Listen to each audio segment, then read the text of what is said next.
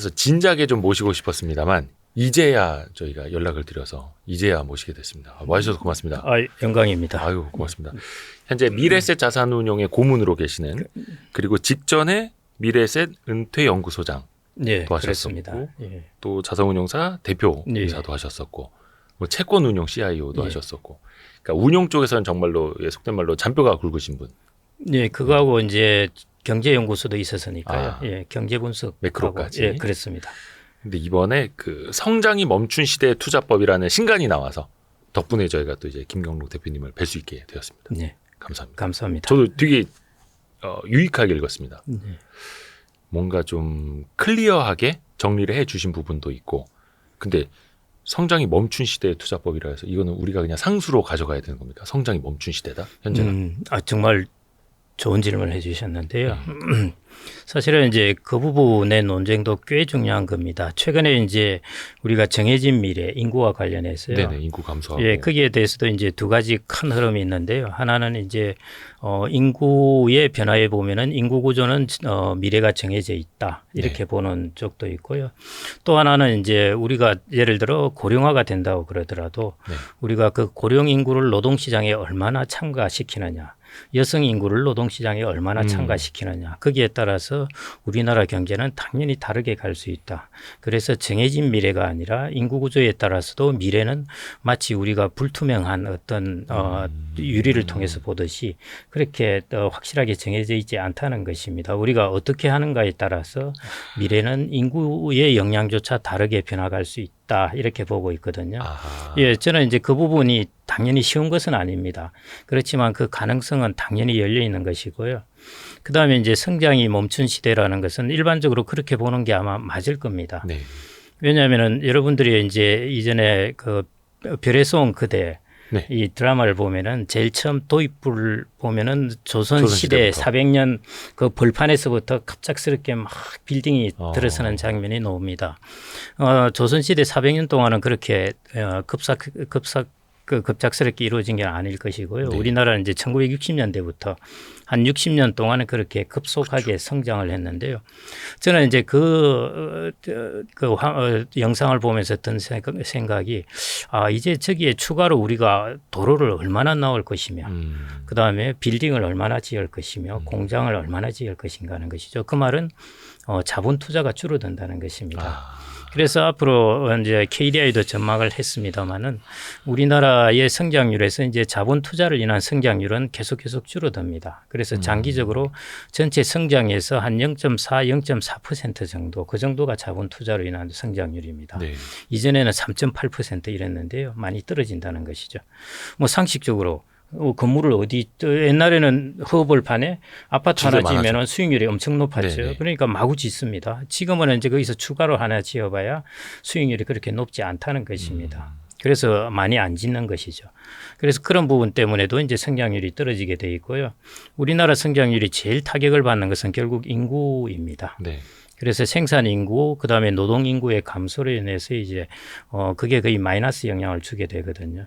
그래서 우리나라가 2040년대 50년대 생각보다 얼마 안 남았는데요.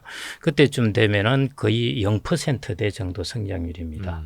그다음에 한국은행은 이제 2050년대를 넘어가면은 우리가 특별한 변화가 없다면은 예를 들어 엄청난 혁신이 일어난다든지 노동시장의 구조가 확 바뀐다든지 이런 부분에 일이 일어나지 않는다고 가정하면은 마이너스 성장에 들어가는 것으로 보고 있습니다. 그러니까 일단 우리나라가 지금의 상태로 우리가 스테이터스 쿼어라고 그러죠. 현 상태대로 유지되면서 인구나 이런 것들이 변화해 간다면은 성장은 멈추어 가고 이제 역성장에 들어가고 이런 모습이 되게 됩니다. 그렇지만 이제 우리가 혁신이라든지 이런 것들을 노동시장의 구조를 어떻게 바꾸느냐에 따라서 달라질 될 거고요. 네. 그래서 방금 그 정말 예리하신 질문인데요. 일단은 이 책의 제목에서 성장이 멈춘 시대에 대한 거기에 대한 의문부터 먼저 가져보시는 것이 정말 대단한 통찰력이십니다. 아유, 별 말씀을요. 그러면은 우리가 변하지 않으면 안 된다라는 뜻이고 계속해서 혁신을 더 이뤄내야 되는 거고 이게 또 국가적인 그 역할도 있겠습니다만 사실 이제 개개인이 이 영상을 보시는 분들이 스스로 또 변하셔야 되는 목도 있는 거고요. 근데 이게 요 밑에는 돈은 없어도 시간이 있는, 돈은 없어도 시간은 있는 당신을 위한 이야기라고 하셨어요. 이건 어떤 의미입니까? 이제 젊은 사람들 또 이제 40대라고 하더라도요. 우리가 장수 사회가 오면서 얻게 된 것이 시간이라는 것을 얻게 되었습니다. 그런데 시간이라는 것은 양면성이 있긴 한데요. 우리가 지구의 35억 년 역사를 본다면은 너무 제가 매크로하게 거창하게 봐서 그렇습니다만은 이 시간이 이루어낸 것이라는 것은 어마어마합니다. 이 인간이라는 특이한 존재를 만들어냈거든요. 지구가 이 시간 동안에 마찬가지 사람들도 자기의 삶의 기간이 유한하기는 하지만은 그 시간은 가능성입니다. 이 가능성을 우리가 현재의 상태로 어떤 가능태를 현실태로 만들어주는 것인데요. 예를 들면 이런 것입니다. 쉽게 말하면은 어떤 20대 청년이 들어갔다가 아무 시간밖에 안 가지고 있었던 사람인데 나중에 뭐 장관이 된다든지 회사의 CEO가 된다든지 이 시간이 만들어내는 것이죠. 또 하나는 똑같이 20대 청년이 또 들어가서 그냥 평범한 직장 생활을 하면서도 자기의 자산 관리를 잘해서 그 후에 자기의 동료들에 비해서 한 30년 후에 훨씬 많은 자산을 축적하게 되었다든지 이런 부분이죠. 그 다음에 이제 나이가 40대라 그러더라도요. 과거 같으면은 40대 같으면은 이제 뭐 한 20년 정도 남았나요? 대략 자산을 운용할 기간이. 그런데 앞으로는 이제 30에서 40년 남게 됩니다. 그걸 거꾸로 이야기하면은 이전으로 치자면은 지금 40대가 거의 20대, 30대와 비슷하다는 것이죠. 마찬가지 시간이라는 것을 더 얻게 되었을 때 이 시간을 우리가 잘 활용을 해서 얼마든지 우리가 새로운 어떤 현실에서 부가가치를 만들어낼 수 있다는 것입니다. 그래서 그런 면에서 이제 제가 여러 가지 면에서 초점을 맞춰 볼 수 있는데 그중에 이 책에서는 이제 우리가 자산 관리에 대한 부분입니다. 우리가 자산을 시간을 활용해서 나의 자산을 좀 더 어떻게 축적을 할 수 있을까, 효과적으로 더 모을 수 있을까 하는 부분, 그런 부분에 이제 초점을 맞춘 것입니다. 그 시간 이야기하면 사실 복리 효과가 빠질 수가 없죠. 그렇죠. 저희 채널의 모토가 지식과 자산의 복리 효과거든요. 그러니까 지식도 자산도 복리로 쌓인다라는 이야기인데 이게 사실 이제 구체적으로 들어가면 사람들이 이제 복리가 어떻게 쌓이는지는 들어는 맞지만 세부적으로는 좀 어렵거든요. 요거 좀 쉽게 좀 설명해 줄 수 있을까요? 그 지식과 돈이 이제 복리 효과로 쌓이는 것, 그것은 정말 만구의 불변의 진리이고요. 사실은 인류 역사가 지난 200년 동안에 하키스틱, 그러니까 하키채처럼 이렇게 성장을 했습니다. 하키채가 이렇게 직선으로 되어 있다가 끝 모양, 우상향 쭉. 이런 식으로 성장이 되었습니다. 이게 무엇 때문이냐? 방금 이야기하신 지식과 돈의 복리 효과입니다. 그래서 지식의 복리 효과라는 것을 사람들이 이야기를 잘 하지 않는데요. 그런데 경제사학자들이나 역사학자들은 이 부분을 아주 중요하게 생각을 합니다. 그래서 이제 전 세계가 사실은 이제 20세기나 이런 때 들어와서 정말 지식의 복리 효과, 그다음에 축적된 자산의 복리 효과가 나타나서 어마어마한 성장을 이루게 된 것이죠. 그래서 정말 하키스틱으로 가게 됩니다. 그래서 이제 그런 것들이 거대한 우리가 스케일로 봐도 그런 것이고요. 사람의 삶에서 한 몇십 년을 보더라도 마찬가지 이제 복리 효과가 나타납니다. 그 복리 효과식은 여러분들이 조금은 이제 골치가 아프다고 하시더라도요. 우리 여러분들이 E = MC 제곱식은 아시지 않습니까? 아인슈타인. 아인슈타인식. 그거와 마찬가지로 복리 효과 혹은 자산을 축적하는 데 있어서 여러분들이 꼭 기억하셔야 될 하나의 식 정도면 됩니다. 그게 뭐냐면은 예를 들어 W 곱하기 그다음에 괄호 열고 1 플러스 R의 N승입니다.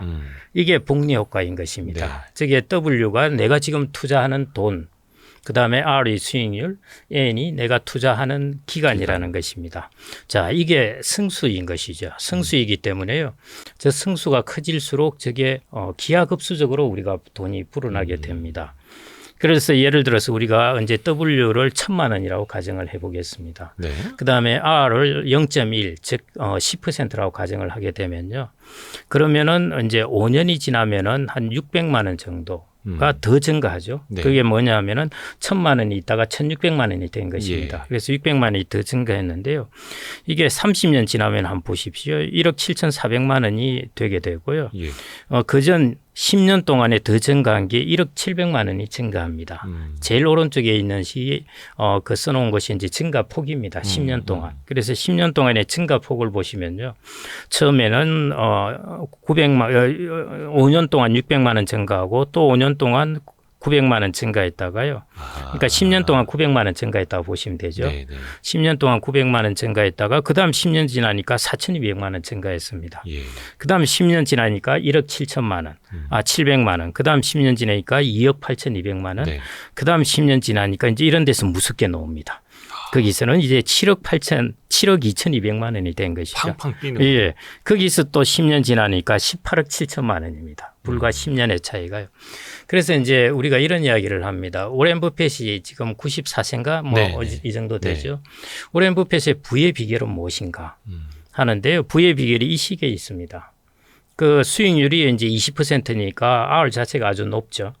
근데 오렌 버핏은 자기가 지금 축적한 부의 거의 95% 정도는 60세 이후에 부를 이룬 네. 것입니다. 그래서 오렌 버핏이 저렇게 부자가 된 비결은 오래 오래 살았어. 살았기 때문이라는 것입니다. 오래 살았기 때문에 복리 효과가 극대화된 것입니다. 그래서 제가 아까 장수라는 것이 여러분들에게 시간을 더 주는 것이고 그 시간이 여러분들의 가능성을 현실의 자산 축적으로 만들어낼 수 있다는 것이 바로 그런 이유 때문입니다. 일단 오래 삽시다. 네. 건강하게 오래 삽시다. 그것보다 근데 이제 예, 더 중요한 잃지 것은 않고. 예, 오래 사는 것도 중요한 것인데 빨리 시작하는 것도 똑같은 시간을 길게 할 수 있는 것이죠.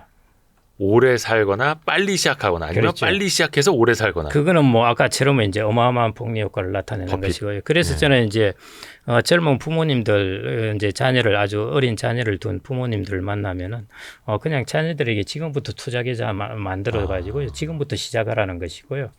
또 하나는 할아버지 할머니 찾아가 가지고 손자에게 투자 통장 하나 만들어 달라고 해서 한 1,000만 원, 2,000만 원 받아 가지고 예. 그거 이렇게 넣어 놓으시면요. 그 손자가 한 30년, 40년 지나면은 투자해 놓으시면 그 돈이 어마어마한 복리 효과를 이룹니다. 아까 저 보십시오. 1,000만 원을 가정을 했죠. 네. 30년 지나면은 수익률이 10%, 이게 S&P 500 수익률이 10%입니다. 네. 그렇게 본다면은 30년 후에 1,000만 원이 1억 7,400만 원이 됩니다. 이게 1,000만 원 넣어놓은 씨앗이라는 것이 어마어마한 이제 현실태로 바뀌게 되는 것이죠. 네. 그래서 저거는 그냥 S&P 500에 그냥 지수만큼만 따라갔을 때. 그렇습니다. 예, 그 정도 수익률로 보았을 때 저렇게 불어나게 되는 것입니다. 근데 요게 이제 체감이 잘 안 되시는 분들을 위해서 좀 한 가지 더 질문을 드리자면은 강의하실 때 종종 하시는 질문이 있으시다고요. 예, 뭐 예. 종이 접기에 관한 건 아니지만 종이 접기로 우리가 느낄 수 있는. 예, 제가 이전에 이제 강의할 때 직접 뭘 들고 와서 보여드리기도 했는데요. A4 용기가 어마어마하게 넓은 게 있다면은 예. 그걸 이렇게 한 번 접고 두 번 접고 했을 때 50번을 접으면은 예. 50번을 접은 높이가 어디에서 얼마 정도 될 것인가 하는 것입니다. 종이를 50번 접을 수 네, 있다면. 네, 예, 예. 네. 그게 이제 어느 정도 거리가 될까 하는 것인데요. 여러분도 한번 생각해 보십시오. 예, 예. 종이를 50번 접으면 얼마나 될까? 제일 이제 크게 답변을 하신 분이 지구에서 달까지. 오. 예. 근데 실제 거리는 대략 지구에서 태양까지입니다. 종이를 50번 예, 접을 수 예, 있다면. 예. 그래서 종이의 두께 곱하기 종이 사이의 약간의 공백에다가 네. 51 플러스 1이니까 2의 50성을 해주면 돼요. 예. 예, 그러면은 실제 그 거리가 나옵니다. 제가 이게 아무리 봐도 틀린 것 같아서 여러 번 예, 계산해 예, 봤는데요. 네. 그렇게 나오고요. 그래서 아인슈타인도 이제 복리를 세계 제8대 불가사의라고 한 이유가 바로 그런 것 때문입니다. 종이 두께를 0.1mm라고 가정하면은 1억 1,200만 킬로미터. 네. 지구에서 태양까지의 거리가 1억 5천만 킬로미터니까 그 빈 공간까지 감안하면은 거의 태양까지의 거리. 그렇습니다. 어마어마한 거죠. 네, 그게 이제 2의 n승으로 가니까 그것은 100% 수익률이라는 것이고요. 오렌 버핏 같으면은 이제 20%니까 1.2의 50성 이렇게 가는 것이죠. 아까 10%는 1.1의 50성 네. 이렇게 하는 것입니다. 그쵸, 그래서 그쵸. 복리 효과가 이제 극대화되려면 수익률, 투자 기간, 투자 원금 뭐 이런 부분인데요. 투자 원금 제가 이제 시간을 가지고 우리가 돈이 없어도 시간으로 할 수 있다는 것이요. 네. 예를 들어 내가 투자 원금이 적더라도 그걸 빨리 내가 투자를 하게 되면은 그걸 충분히 이제 커버할 수 있다는 것입니다. 일찍 시작하면. 예. 예를 들어 이제 투자를 10살 때, 10세 때 이제 시작해 가지고요. 네. 투자 완료를 60세 때 끝마쳤다고 그러면은 투자 원금이 1,000만 원이라고 그러면요. 11억 7천만 원이 됩니다. 그런데 30세에 시작해서 60세에 투자를 완료했다면 30년간이죠. 예. 그렇게 되면은 10억 4천만 원입니다. 어. 그러니까 이 사람은 6천만 원이 아닌 1천만 원밖에 투자를 안 했는데 한 사람은 30세 시작할 때 이 사람은 10살 때 시작한 시간을 20년 더 빨리 산 것이죠. 시간을 20년 더 빨리 샀더니 오히려 돈이 더 많아진 것입니다. 투자 원금이 낮았어도 예, 그렇습니다. 그래서 0세에 시작한 케이스도 있네요. 예, 0시에 시작하면 60세니까 60년이죠. 이 경우에는 30억입니다. 빨리 시작해야겠네. 그래서 이게 이제 시간의 중요하면 시간이라는 가능성이 얼마나 이게 귀중한 것인가. 그래서 이전에 그런 이야기를 했지 않습니까? 시간은 금이다. 그러네요. 예, 금을 이제 우리 말로 번역하면은 돈이지 않습니까? 그렇죠. 예, 이게 정확한 것입니다. 이 시간이 이게 돈을 만들어 주는 것입니다. 그래서 돈은 없어도 시간은 있는 당신을 위한 이야기네요. 예, 시간이 있으면 그 시간을 활용해서 돈을 만들어낼 수 있기 때문입니다. 근데 이게 복리효과에 대한 콘텐츠도 아마 많이 보셨을 거고 그 시간이 금이다라는 얘기도 이제 귀에 못이 박히게 들으셨을 텐데 중요한 거는 실천이 어렵더라고요. 그런 거 있지 않습니까? 아유 그냥 매월 10만 원씩 뭐 담배 끊고 그 돈으로만 이렇게 모아도 그게 얼마긴 해서 시작하시는 분들은 계시는데 오래 가기가 힘들더라고요. 예, 그것도 이제 아주 중요한 질문이신데요. 인간이 보편적으로 가지고 있는 행동 특징입니다. 인간은 유전적으로 어떤 특징을 가지고 있냐면요, 장기적으로 멀리 보지를 못합니다. 그리고 변동이 큰 걸 싫어합니다. 왜냐하면은 지금처럼 지금 이런 사회나 시스템이 안정적으로 된 것도 그나마 100년이 채 되지 않거든요. 그 전에 한번 보십시오. 원시 시대 뭐 이런 때는 차치하더라도요. 20세기만 들어왔어도 1차 대전이 일어났죠. 예, 그다음에 대공황이 일어났죠. 2차 대전이 일어났죠. 이런 어마어마한 불확실한 시기가 있었습니다. 그러다 보니까 사람은 길게 보지 못합니다. 사실은. 그래서 이제 복리 효과가 아주 긴 시간인데 이걸 참지를 못하는 것이죠. 그래서 그건 뭐 사람이 가지고 있는 당연히 행동의 특징이고요. 그 다음에 변동성이 큰 걸 싫어합니다. 그래서 이제 예금이라든지 이런 자산을 좋아하기 마련인 것이죠. 근데 자산 관리에서 이제 가장 중요한 요소 중에 하나가요. 이게 자기가 직관적으로 혹은 본능적으로 편한 길을 따라가면은 자산 관리의 올바른 길이 아닙니다. 자산 관리는 이성의 길을 따라가야 됩니다. 그 이성의 길이라는 것은 내가 좀 더 길게 보는 것. 지금 내가 지금 1년, 2년, 3년 사이에 괴로운 일도 일어나지만은 좀 더 길게 보고 그래도 꾸준하게 계속 투자에 몸을 담고 있는 것. 그런 것이 이제 그런 행동을 계속 유지하는 것이 중요한 부분이고요. 그다음에 변동성이 크면은 싫죠. 그렇지만은 그 싫은 것들을 그 어려운 불편함을 좀 견뎌야 됩니다. 이성적으로. 예, 그래서 그게 이제 투자에서는 그래서 우리가 뇌가 시스템 1과 시스템 2가 있는데요. 예, 시스템 1의 뇌는 쉬운 것, 간단한 것, 그다음에 불확실하지 않은 확실한 것 이런 게 시스템 1의 뇌이고요. 시스템 2는 좀 더 복잡한 것, 그리고 우리가 머리로 계산을 해야 되는 것, 장기적인 것 이런 게 시스템 2이거든요.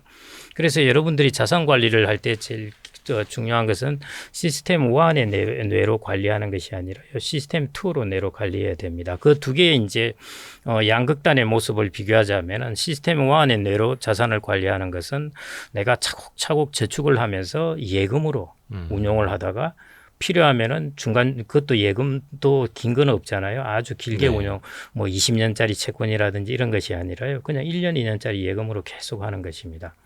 편하죠, 사실은.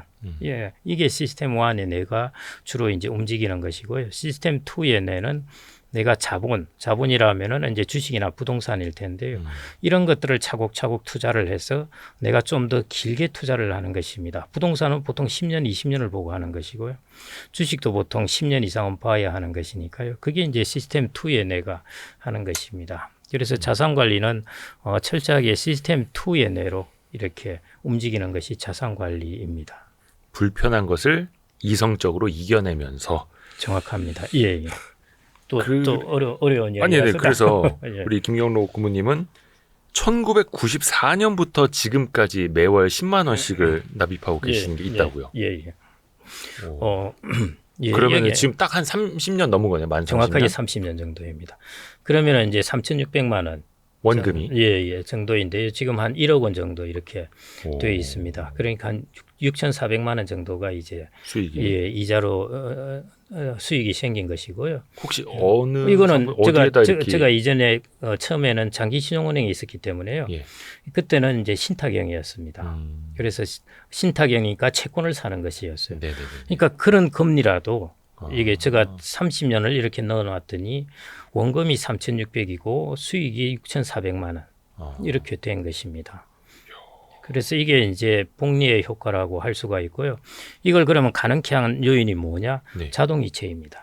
예. 제가 뭐 1년 지나고 나서 제 통장에서 제가 이체를 하는 것이 아니라요. 네. 그냥 지금도 매월 자동이체. 그때 이전에 제가 은행에 만들었던 보통예금 통장을 통해서 지금도 30년 동안 자동이체되고 있습니다. 그래서 자동이체는 아무도 못 이기죠. 예, 그렇습니다. 본인한테 이렇게 하라 그러면 까먹기도 하고 예. 시장 타이밍 불러 지금보다 다음 주에 사면 더 싸게 살 것 같은 뭐 이런 게 또 발동이 되죠. 그리고 또 자동이체 그또 취소하려도 귀찮고 또 들어가서 또 맞아요. 그러니까 그냥 내버려 둡니다. 그래서 저축에서 이제 여러분들이 이게 행동경제학에서 이야기하는 부분인데요. 내가 합리적으로 저축액을 결정한다? No, 그렇게 쉽지 않다는 것입니다. 그래서 자동으로 이체되게 해놓아라. 그다음에 심지어 미국에서는 이제 어떤 이야기를 하냐면은 자동으로 저축을 스텝업하는 플랜을 만들어 놓으라는 것입니다. 스텝업. 자기가 소득이 높아지면은 저축액도 자동적으로 들어가는. 저는 10만 원씩 넣었는데요. 그게 아니라 이 플래닝을 내 소득의 높아짐에 따라서 지금 같으면은 한 40만 원 정도 들어가게 그런 오히려 자동 저축 플랜을 만들어 놓으라고 행동 경제학자들은 그렇게 권고합니다. 그래서 자동적으로 나의 소득에 따라서 모든 것들을 자동 결정되게 하는 것. 내비게이션이죠. 예. 근데 이제 중요한 거는 또 이제 시간이 제일 중요하다고 말씀해 주셨습니다만 수익률도 무시할 수가 없죠. 예. 근데 S&P 500 같은 경우는 워런 버핏도 뭐 딴 건 모르겠고 그냥 S&P 500에다 꾸준히 모아도 된다. 뭐 이렇게 강조를 많이 하는데 이 수익률을 사실은 예측하는 것도 어렵고 그걸 또 높여나가는 것도 더 어렵지 않습니까? 예. 요 측면에서는 좀 어떻게 조언해 주실 수 있을까요? 수익률은 이제 복리 효과가 시간만 지난다고 복리 효과가 나는 것이 아니라요. 제가 대충 계산해 보니까 한 4에서 5% 이상 정도 수익률이 나야 이제 복리 효과가 납니다. 여러분들이 1% 수익률 내고 복리 효과 안 나타나요. 70년 지나야 원금이 2배 됩니다. 0.1% 수익률 예금금리 같으면은 700년 지나야 원금이 2배 돼요. 네. 그래서 그 금리가 낮으면 복리 효과 안 나타납니다. 3% 같으면은 복리 효과가 나타나려면 2배가 되려면 24년 걸려요. 네. 근데 5% 같으면은 한 14년 정도 되면은 2배가 됩니다. 차이가 10년이나 차이 나는 것이죠. 그래서 수익률이 대략 한 5% 정도 이상 그 정도를 타겟으로 여러분들이 하셔야 되는 것이고요. 그러면 S&P 500이 이제 한 10% 수익률이 나니까 우리나라 주식은 뭐 수익률이 그보다 낮지만은 S&P 500이 이제 한 10% 나니까요. S&P 500과 채권과 이제 리츠나 부동산과 같은 것을 이제 적절히 섞어서 그래서 수익률을 이제 충분히 이제 만들어내실 수 있을 것 같고요. 국민연금 같은 경우가 지금 대략 한 5.5 그리고 미국의 그 401K는 이제 젊은 사람들하고 나이 든 사람들하고 다 평균 낸 수익률입니다. 그 평균 낸 수익률이 한 5%이니까요. 주식이 많은 젊은 사람들은 더 높죠, 당연히요. 그다음에 주식 비중이 낮은 나이 든 사람들은 좀 더 낮을 거고요. 네. 그러니까 젊은 사람들은 그럴 경우에 적어도 한 7, 8% 정도 수익률이 낮다고 보시면 되겠습니다. 그 정도가 이제 일반적으로 미국의 퇴직연금에서 내고 있는 수익률이라고 보시면 될 것 같고요. 그래서 우리나라에서 여러분들이 한 3%라든지 이런 쪽의 수익률은 너무 낮습니다. 그렇게 해서는 복리 효과가 나타나기가 쉽지가 않습니다. 한 4, 5% 정도는 최소한 돼야 된다라는 거고 연수익률이. 예. 그리고 또 책에서도 강조해 주신 게 양질 전환이라는 이야기가 나옵니다. 네. 양이 많아지면은 언제부터 이제 질적으로도 달라진다. 네. 이게 그 말콤 글래드웰이 한 이야기인데 요거 어떤 개념인지 좀 더. 양질 전환은 이제 잘 아시다시피 이게 그게 막스가 이야기를 했나요? 하여튼 그 양에서 질로 이전하는 그런 부분의 뜻입니다. 예를 들어 사람을 막 갖다 두들겨 패면은 죽어버린다. 이제 두들겨 패는 양이 많아지니까 질이 변한 것이죠. 삶의 상태에서 죽음의 상태로 변하는. 부적절하지만 적절한 예네요. 예, 이런 것들이 이제 양질 전환이라는 것입니다. 예를 들어 우리의 삶에 있어서 어떤 부분에 내가 자산 관리를 이렇게 꾸준히 잘했더니 나의 삶이 윤택해진다. 예, 질이 변한다. 이런 것들이 이제 일종의 이제 양에서 질로의 전환인데요. 이게 정확한 비유는 아닌데 이제 복리 효과를 예를 들어 본다면은 복리효과 같은 것들이 이제 우리가 발동을 하기 시작하는 것이요. 적어도 한 2, 30년 지나야 됩니다. 이 10년 정도도 발동이 안 되는 것이고요.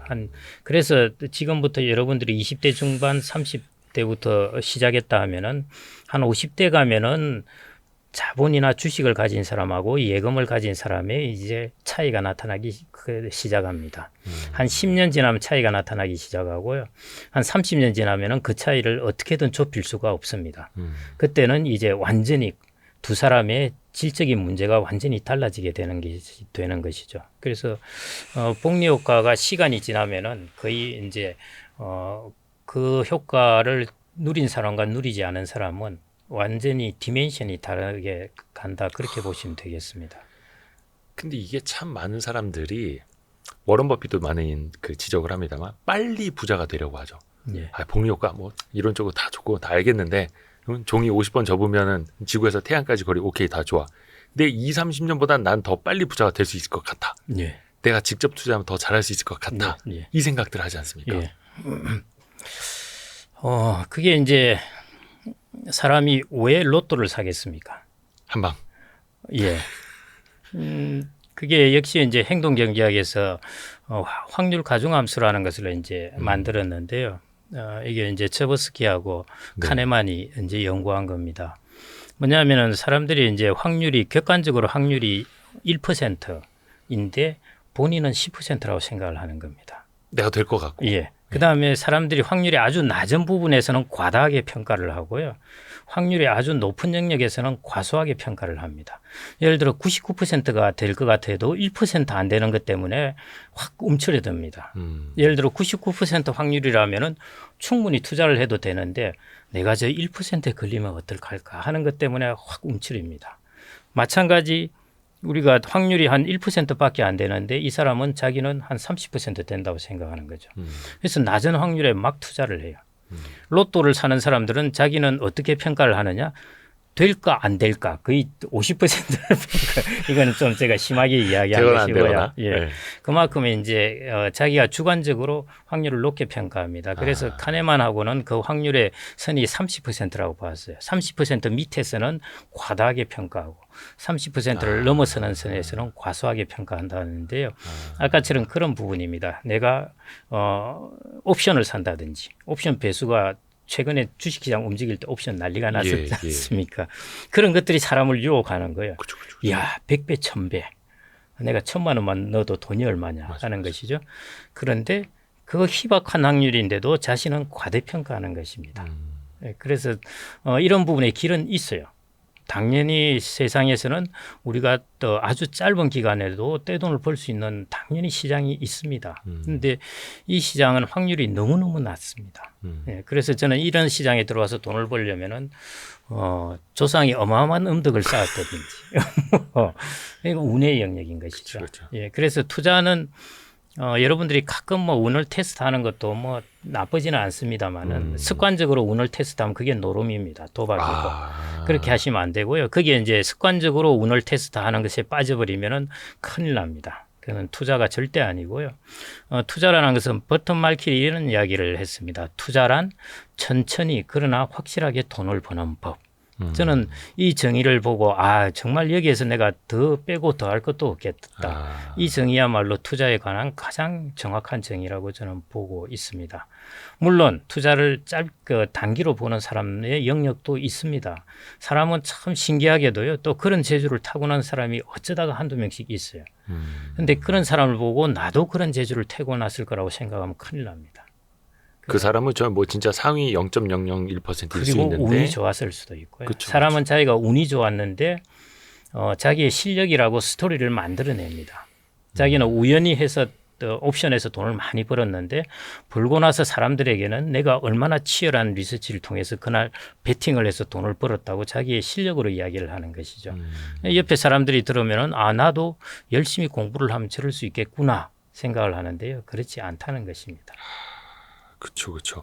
또 우리가 보고 있는 그 수많은 그 잘된 사람들은 이제 생존해 있는 사람들 중심으로 보고 있는 거니까요. 예, 맞습니다. 그 치열한 전쟁터에서 천천히 그러나 확실하게 돈을 버는 법. 예. 투자다. 예. 천천히. 여러분들의 이 정의를 뭐 개인들에 따라서 그 정의를 다르게 내릴 수는 있습니다. 나는 나의 투자 스타일은 이게 아니다. 예, 그런 분은 또 그런 길을 가는 것입니다. 가는 것인데요. 보편적으로 여러분들이 그래도 성공하기 쉬운 것, 그리고 많은 투자에 관한 학자들이나 그리고 세상에 자산 운용을 하는 구루들이 이렇게 했던 그 결과들을 조합해 보면요, 결국 투자는 천천히 그러나 확실하게 돈을 버는 법, 이게 투자의 정의로서 저는 가장 올바르다고 보고 있습니다. 그래서 시간을 사십시오. 시간을 사라. 예, 그래. 근데 시간은 우리한테 있다. 예, 그렇죠? 천천히 그러나 확실하게 하는 것이 천천히라는 것이 시간이라는 것입니다.